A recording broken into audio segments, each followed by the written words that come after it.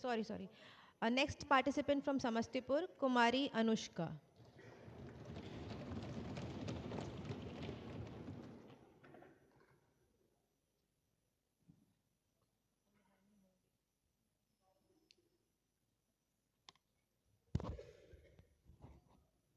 युवा शक्ति राष्ट्र शक्ति भविष्यस्य निर्मात्री तस्या संवर्धनेन राष्ट्र भवति समुन्नतम।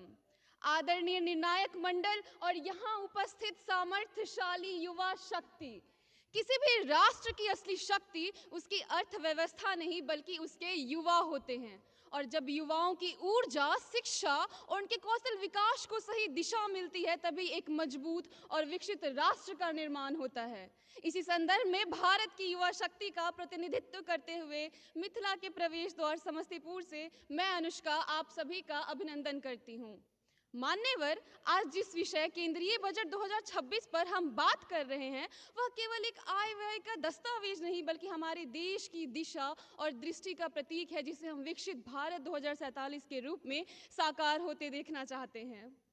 आज हमारा देश उस दौर से गुजर रहा है जहां युवाओं की औसत आयु संख्या लगभग 28 वर्ष है और 65% आबादी भी युवा है। ये आंकड़ा दिखाता है कि आने वाले समय में भारत को वैश्विक मंच पर एक सशक्त और विश्व पथ प्रदर्शक शक्ति बनाई जा सकती है।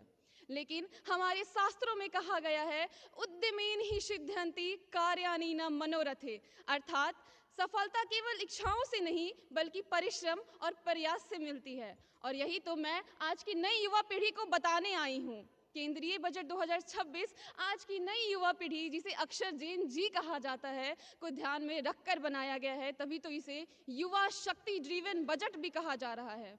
मान्यवर, हमारी देश के वित्त मंत्री निर्मला सीतारमन ने केंद्रीय बजट पेश करते समय कहा था, our aim is to transform aspiration into achievement and potential into performance, जो दिखाता है आर्थिक दस्तावेज केवल एक आर्थिक दस्तावेज नहीं बल्कि हमारे देश के युवाओं के सपनों को वास्तविकता में बदलने का रोड मैप है।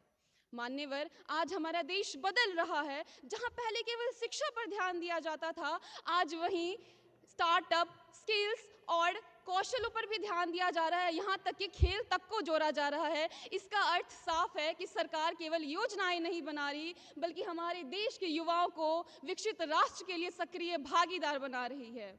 मान्यवर, 78 वर्ष पहले का भारत संघर्ष का भारत था, लेकिन आज का भारत अवसरों का भारत है। और ये अवसर हम युवाओं को देखना होगा कि कैसे उन अवसरों को उपलब्धि में बदले। अंत में मैं ये कहना चाहती हूँ कि ये हम युवा हमेशा पूछते आए हैं कि सरकार ने हमारे लिए क्या किया, तो केंद्रीय बजट ने इसका उत्तर दिया, नया रास्ता दिखाया। दोस्तों, 1947 में हम देश के आज़ादी में अपना योगदान न दे सके, उस समय हम नहीं थे, लेकिन आज 100 वर्षों बाद उसी देश को एक विकसित राष्ट्र बनाने के लिए हम सभी को ये सौभाग्य मिली है। इसी के साथ मैं कहना चाहती हूँ कि नीतियों की रोशनी में सपनों की उड़ान है, नीतियों की रोशनी में सपनों की उड़ान है, यही तो नए भारत के युवा की पहचान है। धन्यवाद।